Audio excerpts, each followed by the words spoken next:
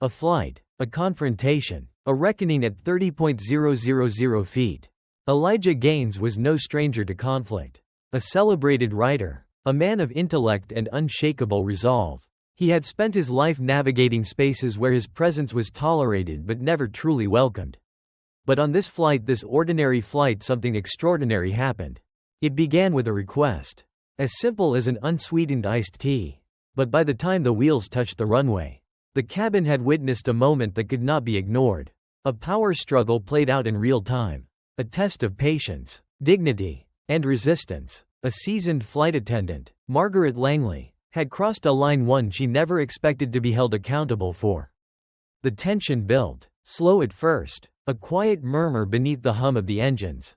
Then, it cracked wide open, spilled drinks, a blatant refusal. A challenge issued not just to Elijah but to the entire system that allowed people like Margaret to wield their authority unchecked.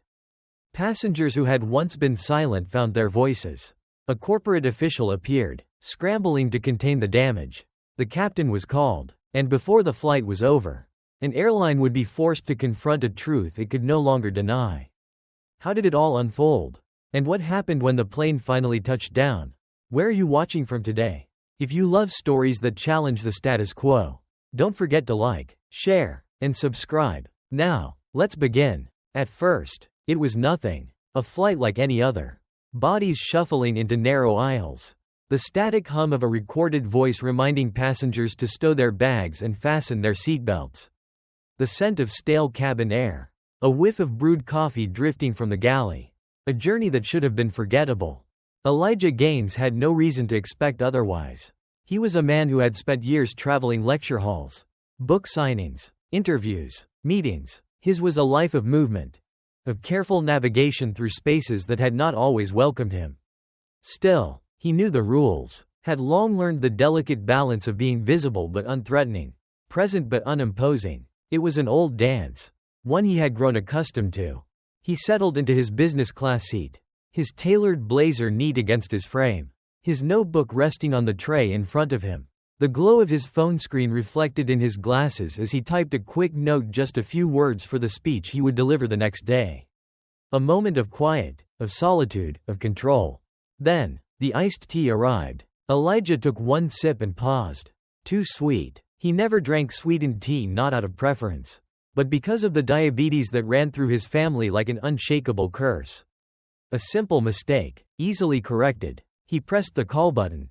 It took a moment before she appeared. Margaret Langley, senior flight attendant, middle-aged, blonde hair wound into a taut bun, a uniform that fit like armor. Her posture clipped and precise. She looked at him the way people sometimes do when they have already decided something about you.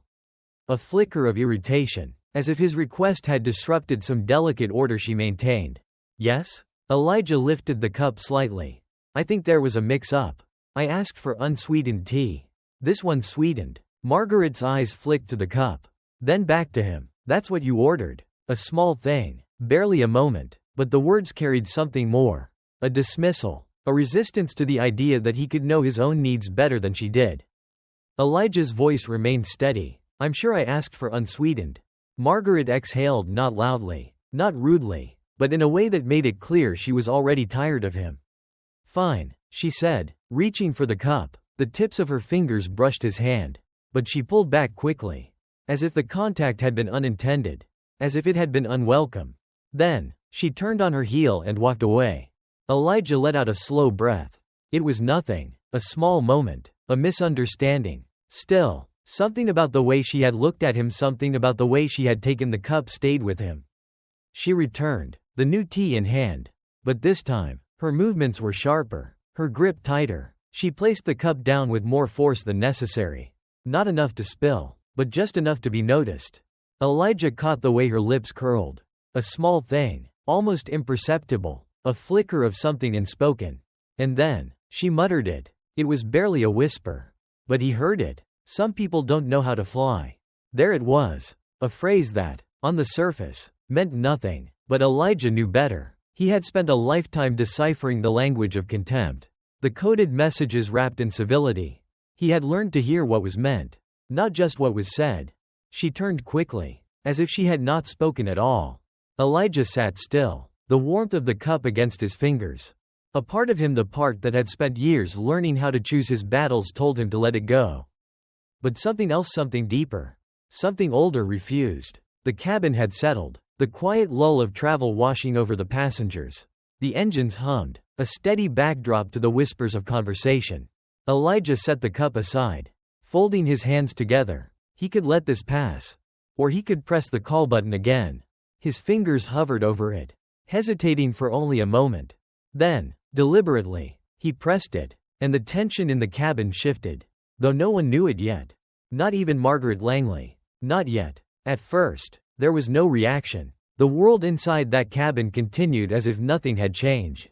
The hum of the engines remained steady. The air thick with the mingling scents of coffee, recycled oxygen, and the faint perfume of passengers who had prepared for a flight that was supposed to be unremarkable. Elijah sat still, his mind mapping out the landscape of this moment. The call button had been pressed. A simple act, yet one that carried an unspoken weight. Would she come back with a smile? With professionalism? With the willingness to reset what had already begun? Or had they already crossed an invisible threshold? The kind that makes even the smallest of conflicts unbridgeable? He did not have to wait long to find out. Margaret Langley approached once more, her body moving with clipped efficiency, her face a portrait of restrained irritation. "What now?" she asked, her voice just loud enough that the nearby passengers could hear. A shift in the air, a subtle but unmistakable turning of heads. The first signs that others were beginning to take notice. Elijah held her gaze, steady, unflinching. "I need a blanket," he said simply. "It's colder than expected." Margaret did not respond immediately. Instead, she let the silence stretch between them.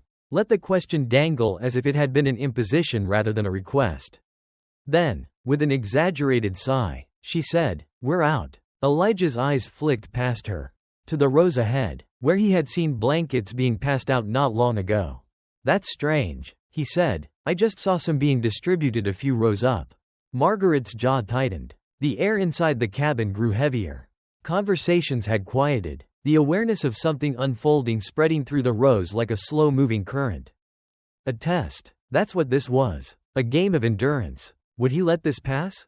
Or would he push forward, knowing full well the risks of doing so? A younger version of himself might have let it go, might have dismissed it as an inconvenience, an unfortunate interaction that wasn't worth the trouble. But Elijah Gaines was no longer young. He had spent a lifetime navigating these small violences. These slights designed to remind men like him where they stood. "I saw blankets," he repeated, his voice still calm, but firmer now. "If there's an issue, I'd like to understand it." Margaret's lips parted as if she wanted to respond, to shut him down with one final blow of authority. But before she could speak, another voice joined the conversation. "He's right," said a man 2 rows ahead, his voice carrying across the cabin. "I saw the flight attendants passing them out not too long ago." A ripple of murmurs spread through the passengers. More heads turned, more eyes focused on them. Margaret's body stiffened. Elijah watched her carefully. He could see it in her posture, the way her hands clenched at her sides, the realization that she was losing control of this moment. And then, she leaned in, just slightly, just enough that her words would only be heard by him and those seated closest to them. "I don't know who you think you are," she hissed. Elijah's back straightened. And that right there, that was the moment. The mask had slipped. The air in the cabin changed in an instant, shifting from passive discomfort to something sharper, something electric. A silence settled over the rows nearest them. The kind of silence that happens when people realize they are witnessing something that cannot be ignored. Elijah tilted his head slightly, his expression unreadable. "I'm someone who deserves basic respect," he said. His voice was measured, but there was steel beneath it. "And I think you've forgotten that's part of your job." Margaret's cheeks reddened, but she did not back away. Instead, she did something worse. She reached for the untouched glass of iced tea on his tray, the one she had placed there not long ago. And in one sharp motion, she picked it up and slammed it back down. Not enough to break the glass. Not enough to cause a full spill, just enough for the liquid to jump over the rim, to slosh across the tray and onto his lap. A gasp. A sharp intake of breath from someone nearby. And then, the unmistakable, suffocating silence that follows when a line has been crossed. Elijah did not move. Not right away. He sat there, the ice-cold tea seeping into his slacks. His hands folded carefully in his lap. His heart a slow, steady drum inside his chest. He did not look at the stain spreading across the fabric. He did not wipe it away. Instead, he lifted his head. And he looked at her. Really looked at her. Margaret's face was frozen, caught between triumph and fear. The briefest flicker of regret shadowing her features before she quickly masked it. But it was too late. The passengers had seen. The spell had broken. From somewhere further back, a voice sharp, clear cut through the silence. This is unacceptable. Someone needs to address this. And just like that, the walls of Margaret Langley's authority, her control, her carefully guarded professionalism began to crack. This was no longer a quiet battle. No longer a private moment between two people. This was now a reckoning. And it was happening 30,000 feet above the ground. At first, the silence was thick. A silence made not of peace but of weight. The kind that wraps itself around a room, or in this case, a cabin, when something undeniable has happened. When something can no longer be ignored. The cold tea clung to Elijah's slacks, soaking into the fabric, an uncomfortable dampness spreading against his skin. But it was not the discomfort of wet clothing that held him still. It was the thing beneath it. The meaning, the history, the fact that what had just happened was never just about spilled tea. Margaret Langley stood before him, her chest rising and falling, her hands still clenched at her sides. And she knew, just as he did, that they had stepped past the realm of passive aggression, past the realm of thinly veiled hostility, and into something raw, something exposed. A woman's voice broke through the silence. This is unacceptable. It came from somewhere further back. An older woman with a voice as steady as her conviction. It carried across the cabin like the sound of glass shattering, piercing through the quiet. Another voice, this time from a man in a suit. She spilled that on purpose. Margaret's head whipped around, her face shifting into something defensive, something brittle. It was an accident, she snapped, too quickly, too forcefully. And just like that, the moment cracked open. Passengers who had remained silent before were now shifting, exchanging glances, their quiet murmurs turning into something louder, something more tangible. Elijah let the moment stretch. Let the tension settle. Let Margaret feel the weight of the eyes on her. The judgment, the quiet condemnation. Then, slowly, deliberately, he reached for a napkin. With the kind of patience that only a lifetime of endurance could cultivate. He dabbed at the tea on his lap, his fingers methodical, unhurried. Margaret was still standing there, caught in the space between defiance and fear. Elijah met her gaze. "You're lying," he said simply. And just like that, the air in the cabin turned electric. Margaret flinched, her eyes widening. She had expected him to let it go, to lower his gaze, to laugh it off, to swallow the thing whole as men like him had been conditioned to do. But he had done none of those things. The murmurs were growing. A voice from two rows up. "She's been nasty to him since the beginning." Another from across the aisle. "I saw it too. It wasn't an accident." Margaret's face paled. "I don't have to listen to this," she muttered, turning as if to walk away. As if this would all fade if she just removed herself from the scene. But then came the voice that stopped her. The captain's voice. "Ladies and gentlemen, we've been informed of a disturbance in the cabin. A senior crew member will be assessing the situation shortly. We ask for your patience as we address this matter." The energy in the air shifted once again, the tension tightening like a wire about to snap. Margaret froze mid-step, her face draining of color. She turned back to Elijah, her composure crumbling in the edges of her expression. She had lost control of the moment, lost control of the story. And for the first time since this exchange began, she knew it. The whispers grew louder. Passengers exchanged glances, their heads turning between Elijah and Margaret. Watching, waiting. A man a few seats down shook his head. Unbelievable. A woman near the aisle let out a sharp breath. If the roles were reversed, he would have been thrown off this plane by now. And wasn't that the truth? Wasn't that always the truth? Elijah could feel it now. The shift, the tide turning in ways it rarely did. He wasn't standing alone this time. And neither was Margaret. But the difference between them was that Elijah had truth on his side. Margaret? Margaret only had the unraveling lie. Then, through the crowd of watching eyes, Denise Holloway appeared, the senior flight attendant. A woman of authority, her posture commanding, her uniform sharp, her gaze sweeping over the scene with immediate understanding. She was older than Margaret, and there was something in the way she carried herself that suggested she had no patience for foolishness. She stopped beside Margaret, her presence alone shifting the weight of the moment. "Miss Langley," she said, her voice level, but firm. A word. Margaret's mouth opened, closed, opened again. Denise didn't let her finish. "Now." Margaret swallowed hard. And for the first time since this entire exchange began, she looked afraid. She turned, her steps stiff and reluctant, disappearing toward the galley with Denise close behind.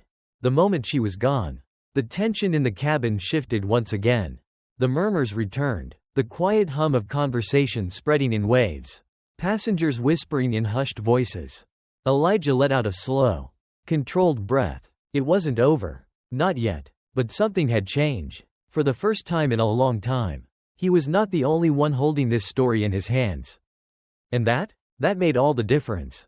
For a few moments, the only sound in the cabin was the steady hum of the engines. The quiet rustling of fabric as passengers adjusted in their seats. The low murmurs of voices processing what had just taken place. The silence was not one of peace, it was a silence pregnant with tension. The kind that clings to the air like an approaching storm. Elijah remained seated, his fingers resting lightly on the tray table. His expression unreadable. He had lived long enough to recognize the weight of this moment. The way it balanced on the edge of something inevitable. Margaret Langley had been led away. But the conflict she had sparked had not left with her. It hung over the cabin like a shadow. Passengers still whispered. Some stole glances at Elijah, their expressions ranging from quiet solidarity to hesitant discomfort. Others avoided looking at him altogether, as if not acknowledging what had happened would absolve them of the responsibility to care. Then, from the front of the cabin, the curtain separating first class from business shifted, and Denise Holloway returned. She moved with authority, her posture straight, her face unreadable. She stopped near Elijah's seat, hands clasped in front of her, scanning the faces around her before finally speaking. "Ladies and gentlemen," she said, her voice smooth but firm, "I'd like to apologize on behalf of our crew for the disruption that occurred. Please be assured that we are addressing the situation internally." The words were measured, practiced. They carried the polish of someone who had given similar reassurances before. Someone who knew how to smooth the edges of discomfort without acknowledging the sharpness of the blade. Elijah waited. Denise's gaze flicked down to him, and there was something in her eyes, something considering, weighing. Then, she spoke directly to him. "Mr. Gaines, I sincerely apologize for what took place earlier. I want you to know that we do not condone disrespect of any kind on this airline." It was a statement, a carefully constructed one, but it was not an admission. Elijah's voice was quiet but firm when he responded. "I appreciate the apology," he said, "but an apology without accountability doesn't mean much." A ripple of quiet agreement moved through the passengers around them. Denise hesitated. She was not Margaret Langley. She was someone who had spent years, perhaps decades, navigating this world with a different understanding of power. And she knew, as well as he did, that this moment was larger than both of them. "Understood," she said finally. "Then, may I speak with you in private?" A test. Elijah knew what this was. A request that, if agreed to, would remove this conversation from the ears of those who had witnessed the exchange. A chance to return this to the realm of the unseen, the unspoken, where it could be handled quietly, neatly, without consequence. Elijah inhaled slowly, then exhaled just as deliberately. "No," he said. Denise blinked. A small word, but a powerful one. "This happened here," Elijah continued, his voice steady but firm. "It was seen here, and it will be addressed here." A shift. Passengers murmured again, more audibly this time. Some nodded, some sat up straighter. The air inside the cabin felt charged, as if something had cracked open, something long held at bay. Denise, to her credit, did not falter. She gave a single, sharp nod, then stepped aside as another figure approached from the front of the plane. A man in a crisp suit. His type perfectly knotted, his steps deliberate, corporate. Elijah recognized him instantly, not the man himself, but the type sent to contain the damage before it spread too far. To put out the fire before it burned through the illusion of control. He stopped just beside Denise, adjusting the cuffs of his sleeves before speaking. Mr. Gaines, he said, voice smooth, calculated. I'm Robert Langley, Director of In-Flight Services. I want to personally apologize for any inconvenience or distress caused by this incident. Please know that we take these matters very seriously. There it was again, that same polished phrasing. Elijah tilted his head slightly. Do you? He asked. Voice even, because I've heard a lot of apologies.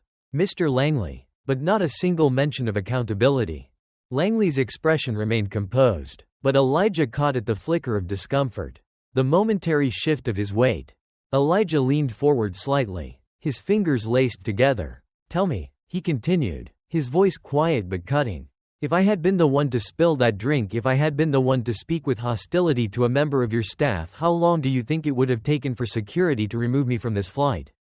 Silence. Langley's jaw tightened. Elijah let the question hang. Let it settle into the space between them. Let the truth of it fill every unspoken inch of air. You and I both know the answer. Elijah said finally. And so does everyone else on this plane. A murmur of agreement. A shift in the weight of the moment. Langley's composure cracked just slightly before he recovered. Mr. Gaines, he said carefully, I understand your frustration, and I want to assure you that the matter is being handled. How? Langley hesitated. Elijah exhaled through his nose, shaking his head slightly. That's the thing, Mr. Langley, he said, this is always being handled. But nothing ever changes. Do you know how many times I've had this conversation? How many times I've been told that an internal review will be conducted? That appropriate action will be taken? Langley said nothing. Elijah let the silence stretch. I have one question, he said, leaning back slightly, his gaze steady. Is Margaret Langley still working this flight? A sharp breath from Denise. A flicker of something unreadable in Langley's expression. Elijah already knew the answer before the man opened his mouth. For the remainder of this flight, Miss Langley has been removed from direct passenger service. Langley said carefully. She is in the galley. So, not fired, not suspended, not even removed from the aircraft. Just tucked away, hidden behind the curtain, away from the eyes of the passengers. Elijah let out a slow, quiet laugh, not of humor, not of amusement, but of recognition, of understanding, of knowing that, even now, even in the face of undeniable evidence, the machinery of power was still turning, still working to protect those it had always protected. Not good enough, Elijah said simply. Langley stiffened. Mr. Gaines. No, Elijah interrupted. You don't get to rush past this.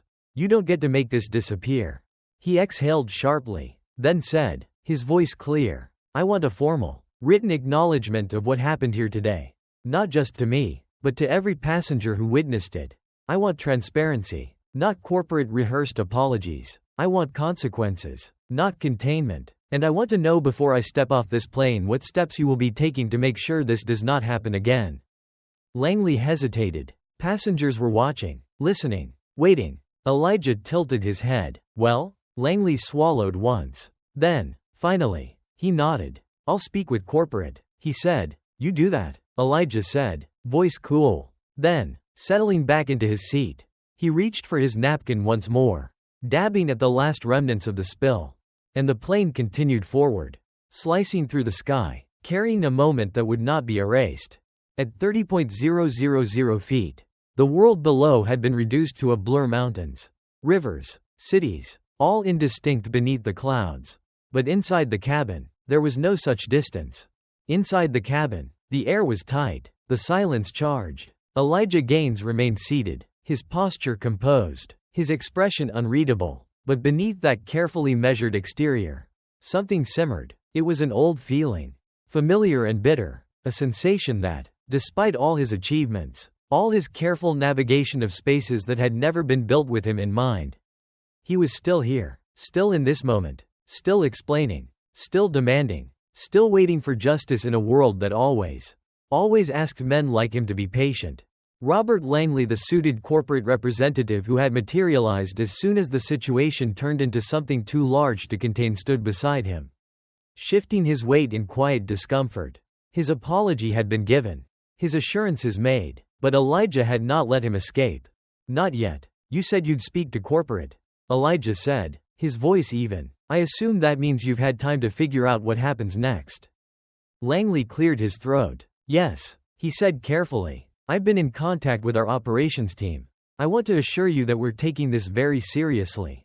Elijah tilted his head. That phrase again, he mused. Taking it seriously. And yet Margaret Langley is still on this flight. Langley hesitated. Denise Holloway, the senior flight attendant, was still standing nearby. Her eyes flickered between the two men. Her expression unreadable. She was watching this moment unfold as carefully as everyone else in the cabin. But Elijah sensed something different in her. She knew. She knew exactly what this was. "Mr. Gaines," Langley began, his voice shifting into that polished corporate tone again. "These matters require proper procedure. We can't." "Can't what?" Elijah interrupted, his voice sharp now. "Can't hold your employees accountable when the person they targeted looks like me?" A sharp inhale from someone nearby. Langley stiffened. "That's not what It is what you meant," Elijah said. "You don't have to say it outright. The structure speaks for itself." Langley opened his mouth to protest. But Elijah didn't let him. "Let me ask you something," Elijah continued, his voice measured but gaining force. "If I had been the one to spill that drink, if I had spoken to a flight attendant with the same hostility Margaret Langley showed me, do you think we'd still be having this conversation? Or would I be handcuffed to my seat, waiting for security to escort me off the plane the second we land?" Silence. A charged, unrelenting silence. Passengers shifted in their seats. Some exchanged knowing glances. Others stared down at their laps, as if willing themselves to disappear. But there was no disappearing from this moment. Not anymore. Langley exhaled sharply, rubbing the bridge of his nose. "Mr. Gaines, don't bother," Elijah said. "I already know the answer." The thing about moments like this was that they did not exist in isolation. Elijah had been here before. In restaurants, in hotel lobbies, in boardrooms where his presence had been tolerated but never truly welcomed. He had felt it in the way security guards followed him through department stores. In the way cab drivers passed him by. In the way white women clutched their purses tighter when he walked too close. It was the same story.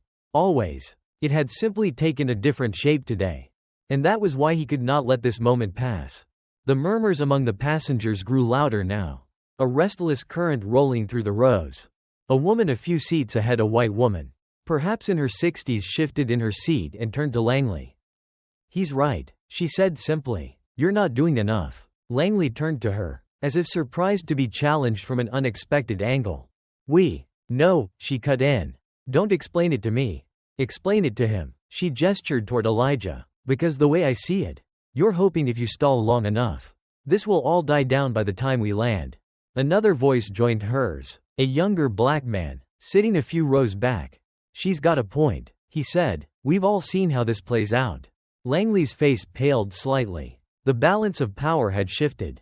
What had started as a single moment between Elijah and Margaret Langley had now transformed into something far more dangerous for the airline, something public. And that was the one thing they feared most. The curtain at the front of the cabin shifted again. A uniformed figure stepped through. The captain. His presence sent a ripple through the passengers. The murmurs softened, replaced by a watchful silence. He was tall, his face weathered by years of experience. His uniform crisp. He took one glance at the scene before him, the corporate man standing rigid. The passengers all watching. The lone black man sitting upright. Unshaken, unbowed, and seemed to take in the weight of it instantly. His gaze found Langley. "Update?" the captain asked. Langley hesitated. "The situation is under review." The captain's eyes flickered with something unreadable. Then, he turned to Denise. "Where is she?" Denise straightened. "The galley," she said, waiting. Elijah could see it then, the calculation. The captain's mind working through risk, liability, damage control, not justice, not fairness, just mitigation. Elijah felt his jaw tighten. It was happening again. The same machine, the same gears turning, working to push this moment back into the shadows.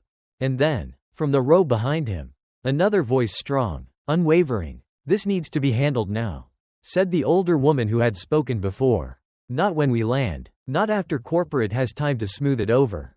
Now." The captain inhaled slowly. He turned back to Langley. "Make the call," he said. Langley hesitated. Then, realizing he had no other choice, he nodded stiffly and stepped away, reaching for his phone. The tension did not lift. Not yet. But for the first time since this flight began, the power no longer belonged to those who had always held it. And that? That was something. It was not a resolution. It was not justice. But it was something. A shift. A crack. A moment that would not be erased. Elijah sat back in his seat. His pulse steady. His mind sharp. For once, he would not be the one waiting for a decision to be made about him. For once, they would be the ones waiting. The weight of the moment had settled over the cabin, thick as a storm cloud waiting to break. No one spoke now, not Langley. Not the captain. Not the passengers who had once only observed. The air itself seemed to hold its breath. The hum of the engines. The occasional rustling of fabric. The distant clinking of ice in forgotten glasses, these were the only sounds that remained. Somewhere behind that curtain, Margaret Langley was waiting. Waiting, just as Elijah had been made to wait his whole life. But the difference was that she was waiting to see if the system would protect her. Elijah? He had never been given that luxury. Langley had made the call. The call to corporate. The call that, in another world, in another time, might have been enough to smooth this over. To brush it aside. To bury it under a pile of sterile statements and procedural reassurances. But that was before. Before the passengers spoke. Before the voices had risen. Before the walls had started to crack. And now, as the minutes stretched unbearably long, Langley returned, his face tight, his steps brisk. He stood before Elijah, before the watching cabin, before the weight of what this moment had become. "Miss Langley," he said, voice stiff, "has been relieved of her duties. Effective immediately." A murmur rippled through the cabin. The first crack in the foundation. Elijah did not move, did not speak. He studied Langley, searching his face for something real, something unscripted. And when Langley met his gaze, Elijah saw it, the flicker of discomfort, the dawning realization that something was slipping through his fingers. Control, the script, the expectation that if they talked long enough, the moment would pass. But it wasn't passing. Not this time. The captain shifted beside Langley, clearing his throat. His eyes, sharp and discerning, landed on Elijah with something that almost resembled respect. "Elijah," he said. The use of his first name was an attempt at familiarity. An attempt to bridge a gap that had already grown too wide. Elijah let him speak anyway. "I want to assure you," the captain continued, "that this airline does not tolerate discrimination of any kind." What happened here? He hesitated, not because he didn't know the words, but because saying them meant something. Meant that they had to be true. Should not have happened. He finished. A murmur of agreement from the rows behind him. Elijah waited. What happens next? His voice was quiet, but the impact was immediate. Langley inhaled sharply, already weary from the weight of this moment. "Mr. Gaines," he began, "the airline will be conducting a full review. Miss Langley's behavior has already been flagged for disciplinary action." And Elijah tilted his head. "Disciplinary action," he repeated. "That's vague." Langley hesitated. Elijah let the silence stretch before he spoke again. His voice steady but unrelenting. "I'll tell you what I think happens next," he said. "You'll issue a statement, one that sounds very carefully worded, apologetic, but not too apologetic. You'll use phrases like, 'We take this matter seriously,' and 'We are committed to diversity.' You'll reassure the public that this was an isolated incident, as if we don't know better." Langley's mouth opened slightly, but Elijah didn't let him speak. "You'll do just enough to satisfy the headlines," he continued. "You'll want people to move on, to forget." A pause. A breath. "And that," Elijah said, leaning forward slightly, "is what I will not allow." The words struck. Langley stiffened. The captain let out a slow exhale. And then, from somewhere in the cabin, applause. Soft at first, just one pair of hands. Then another. Then another. A slow, rolling wave of sound. Of approval. Of acknowledgement. It wasn't loud. It wasn't explosive. But it was something. A shift. A crack. A moment that would not be erased. Langley looked around, as if realizing for the first time that he had lost control of the story. It was no longer just Elijah's voice he had to contain. It was all of them. "I want it in writing," Elijah said, once the applause faded. "A formal statement, not just to me, but to everyone on this plane who witnessed it. I want transparency. I want accountability. And I want to know exactly what steps you'll be taking to make sure something like this doesn't happen again." Langley's jaw tightened. The captain spoke before he could. "You have my word," he said. Elijah studied him for a long moment, then nodded. Good, he said. He sat back in his seat, folding his hands in his lap. Langley looked as though he wanted to say more, to grasp at something that would allow him to leave this moment with dignity and tact. But dignity, Elijah knew, was not something that could be taken without consent. It had to be earned. Langley turned sharply and walked back toward the front of the plane. The captain lingered for a moment longer. Elijah, he said again, quieter this time. Elijah met his gaze. I mean it, the captain said. This shouldn't have happened. Elijah nodded once. I know. The captain exhaled, then turned, disappearing behind the curtain. And just like that, it was over. Or at least this part was. The hum of the engines filled the cabin again. Passengers settled back into their seats, some still stealing glances at Elijah, some nodding in quiet acknowledgement. He picked up his napkin again, brushing the last remnants of the spill from his lap. Then, he sat back, exhaling slowly, his eyes closing for just a moment. Not in relief, but in preparation, because he knew, this wasn't the end, it was only the beginning. The plane had not yet begun its physical descent, but the energy inside the cabin had shifted. The weight of the confrontation still hung in the air, thick as smoke, but something else had settled in its place in awareness. A new and undeniable understanding among the passengers. The moment would not be erased. And that alone had changed the course of this flight. Elijah sat still, his breathing controlled, his hands folded neatly in his lap. His gaze was steady, watching, waiting, not for an apology. He had already been given enough empty words to last a lifetime, but for what came next. For the truth of the system to reveal itself. For the real consequences, if they ever arrived. Robert Langley had vanished to the front of the plane, no doubt working to contain the damage before it spread any further. Denise Holloway lingered, hovering near the galley, her gaze darting toward Elijah every so often. She wasn't watching with pity or guilt, no. There was something else in her expression. Recognition, understanding, a quiet admission that she had seen this before. That she had likely been forced to swallow moments like this in the name of professionalism. In the name of survival. But today, the script had changed. Then, movement. Margaret Langley emerged from the galley. Her presence sent a ripple through the cabin. A shifting of bodies. A quiet intake of breath. She had changed her crisp uniform, now slightly rumpled. Her face flushed with the kind of exhaustion that came when power slipped through one's fingers. She walked stiffly down the aisle. Her hands balled into tight fists at her sides. And then she stopped, right at Elijah's seat. A hush fell over the rows. Passengers straightened, their curiosity piqued, their ears tuned to what was about to unfold. Margaret's lips parted. Her voice, when it came, was strained, forced through clenched teeth. Mr. Gaines, she began, each syllable clipped and precise. I'd like to apologize for my behavior earlier. The words felt like glass in her throat. Reluctant and jagged. Elijah said nothing. He simply watched her. And he waited. Because the thing about an apology was that it had to mean something. That was the part people always seemed to forget. The silence stretched between them. Margaret's fingers twitched at her sides. Her face twisting into something unreadable. She had been told to say these words of that. Elijah was certain. But there was no sincerity in them. No true reckoning. She was performing. She was following orders. But an apology offered only to protect oneself was no apology at all. Elijah leaned back slightly, considering her. Do you even know why you're apologizing? He asked finally. His voice calm but unyielding. Margaret's jaw clenched. Her nostrils flared, just barely. For a moment, just a brief, fleeting moment, her anger threatened to spill over. But she swallowed it down. Forced herself to hold steady beneath the weight of the watching passengers. Beneath the weight of her own undoing. She inhaled sharply. Then, without another word, she turned and walked away. And just like that, the performance was over. A few rows ahead, a woman let out a soft scoff. That wasn't an apology, she muttered under her breath.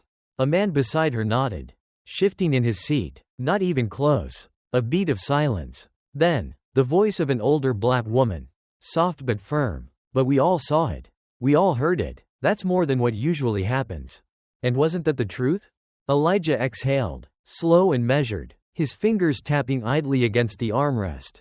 This wasn't justice. Not yet. But it was something. A shift. A break in the silence. And that, more than anything, was what had always mattered. The plane finally began its descent, the mechanical whirring of the landing gear unfolding beneath them.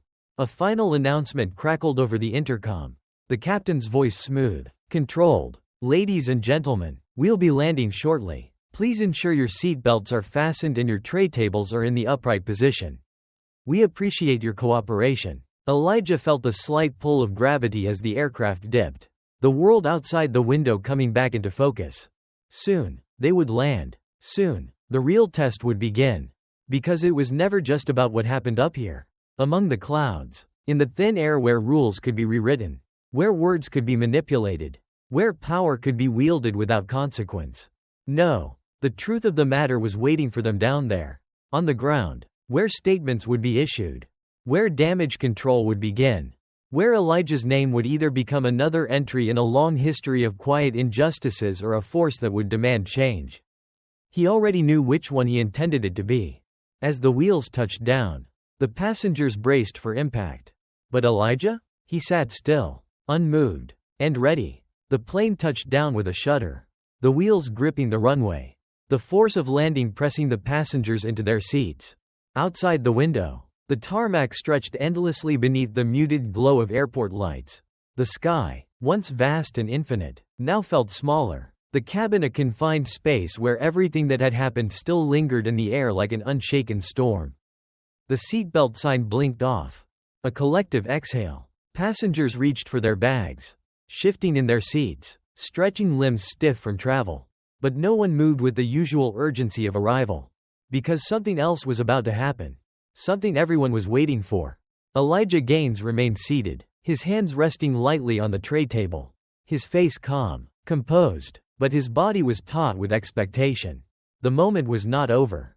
Not yet. A voice crackled through the intercom.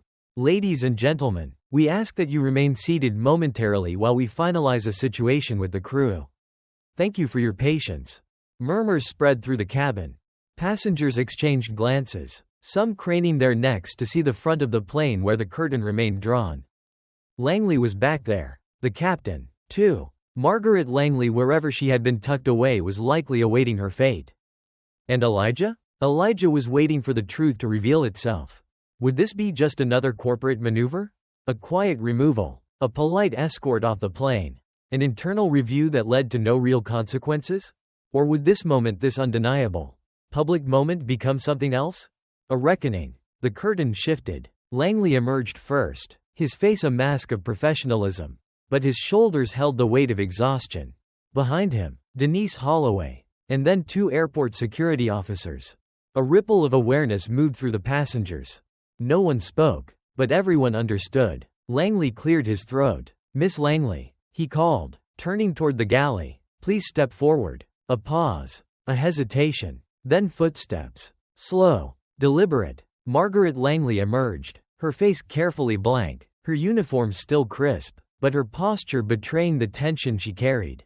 She walked past the first row, then the second, her eyes darting quickly toward Elijah before flicking away. Elijah did not move, did not flinch. He simply watched. The officers flanked her now, not gripping her arms, not restraining her but present. Their presence alone was the consequence.